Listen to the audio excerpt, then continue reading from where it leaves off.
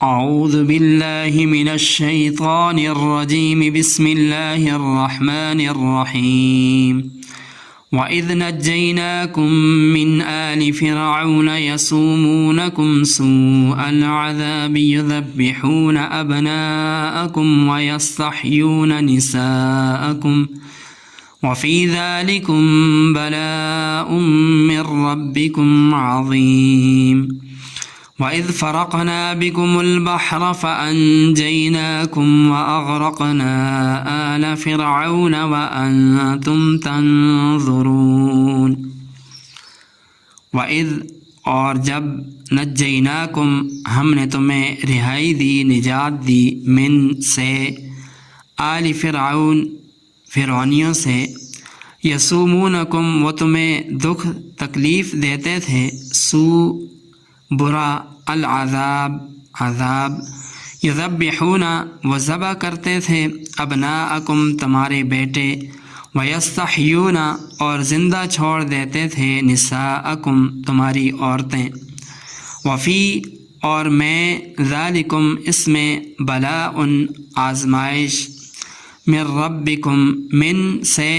ربکم تمہارا رب، عظیم بڑی، وَإِذْ اور جب فرقنا ہم نے پھاڑ دیا، بکم تمہارے لیے،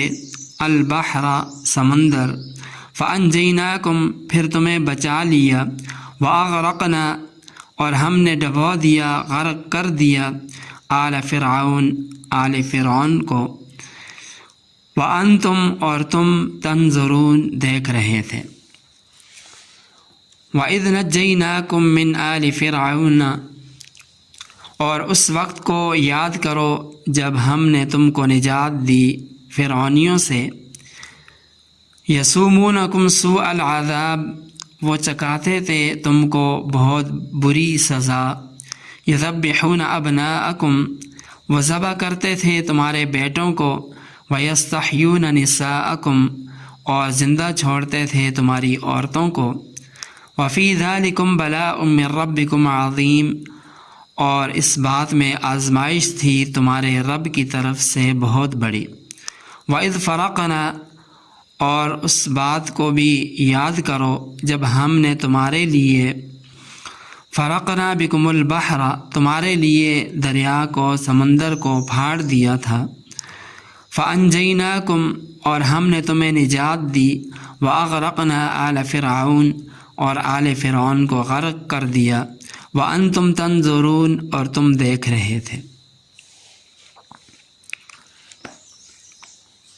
اب یہاں اللہ تعالیٰ نے ان دو آیات کے اندر دو بڑے انعامات اور احسانات کا تذکرہ کیا۔ فرمایا وَإِذْ نَجَّيْنَاكُمْ مِنْ آلِ فِرْعَوْنَ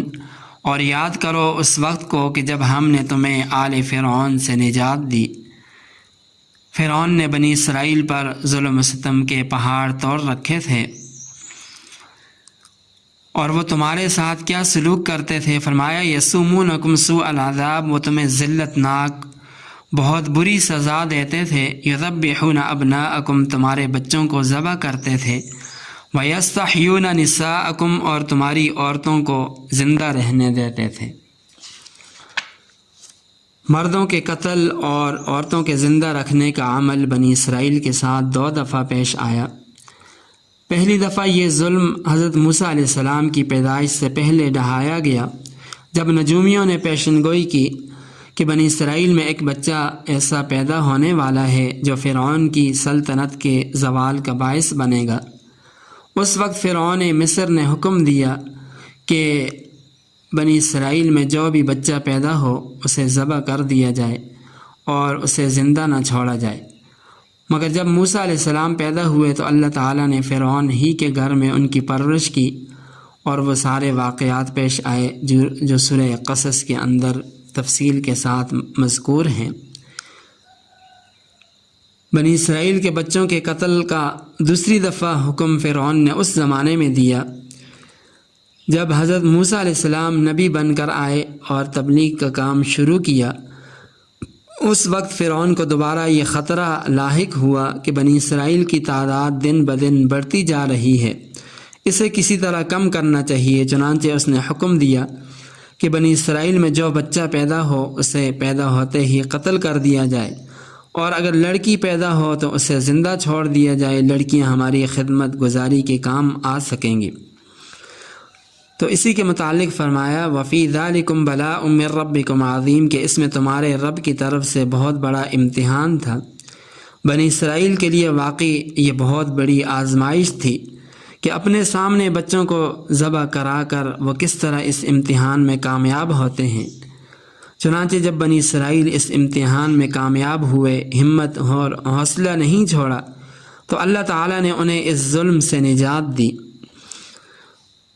آگے اللہ تعالیٰ نے دوسرے انعام اور بہت بڑے احسان کا تذکرہ کیا، فرمایا وَإِذْ فَرَقْنَا بِكُمُ الْبَحْرَ فَأَنْجَيْنَاكُمْ، یعنی اے یہود مدینہ وہ زمانہ یاد کرو اور اس وقت کو بھی یاد کرو جب ہم نے محض تمہاری وجہ سے سمندر کو شق کر دیا، اس کے اندر راستے بنا دیے۔ یہ واقعہ اس وقت پیش آیا جب موسیٰ علیہ السلام مصر میں بنی اسرائیلی گرانے میں پیدا ہو کر فرعون کے محل کے اندر پرورش پا کر جوان ہوئے، اور پھر ایک مصری کے نادانستہ قتل ہو جانے کی وجہ سے فرعون کی گرفت سے بچ کر مدین چلے گئے،